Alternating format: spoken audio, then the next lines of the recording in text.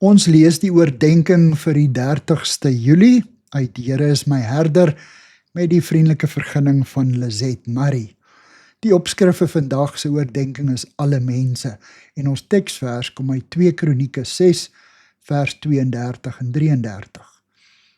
Luister ook na die vreemdeling wat nie uit u volk Israel is nie, en omdat hy gehoor het van u groot naam, u mag en krag, selfs uit 'n ver land kom en na hierdie tempel toe bid. Luister tog uit die hemel, u woonplek, en doen alles wat die vreemdeling u in sy gebed vra, sodat al die volke van die aarde u naam kan ken, en ook aan u gehoorsaam kan wees, net soos u volk Israel, en dat hulle kan weet, u naam is uitgeroep oor hierdie tempel wat ek gebou het.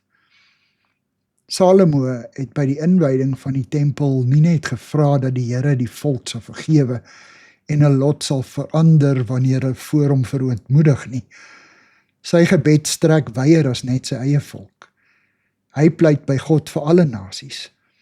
Hy vra dat die Here sal luister na enige gebed, enige smeking, enige mens wat sy hande na hierdie huis toe uitreik, ook die uitlander. Hy bid vir elke vreemdeling wat in gebed tot God nader. Dit is waarvoor die Here in sy antwoord 13 jaar later ja sê. God antwoord altyd meer omvattend as wat ons kan voorstel. Hy sluit ons in, vreemdelinge, ver van Jerusalem, meer as 2000 jaar later.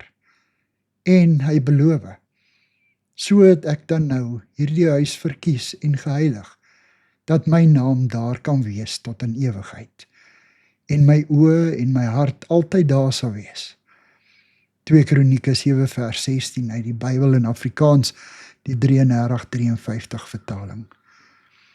Dankie dat u oë en u hart altyd by my is, Here. Amen.